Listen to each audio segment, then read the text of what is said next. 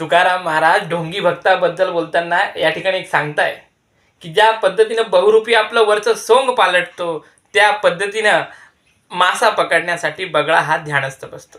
ढोंगी भक्त कसा असतो तर ते सांगताय महाराज की ढोंगी भक्त आपला 12 टिळे लावतो. ढोंगी भक्त 12 टिळे लावतो, गळ्यामध्ये नाना प्रकारच्या माळा घालतो आणि आपल्या मनामध्ये समाजाला फसवण्याचा उद्देश आहे हा कोणालाही लक्षात येऊ नये त्यासाठी हे सर्व करतो.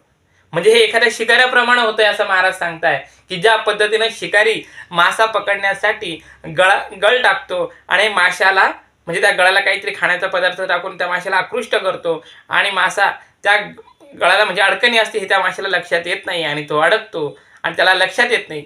त्याच पद्धतीनं ह्या ढोंगी भक्ताचं काम असतं. त्याच पद्धतीने महाराज सांगताय की एखादा खाटीक असतो, तो एखादा बोकडा किंवा एखादा मेंढा पाळतो, त्याला धष्टपुष्ट करतो, पण त्याच्या मनामध्ये हेतू काय असतो की पुढे जाऊन ह्या पशुला आपण धष्टपुष्ट केल्यानंतर कापणार आहोत.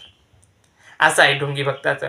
त्याच पद्धतीनं जर आपण बघितलं की वरवर पाहता मी भला माणूस आहे हे लोकांना वाटावं यासाठी हा सगळा प्रपंच असतो.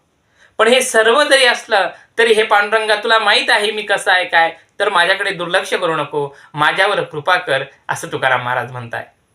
बाकी ज्याला जे समजायचंय त्याने ते समजून घ्या.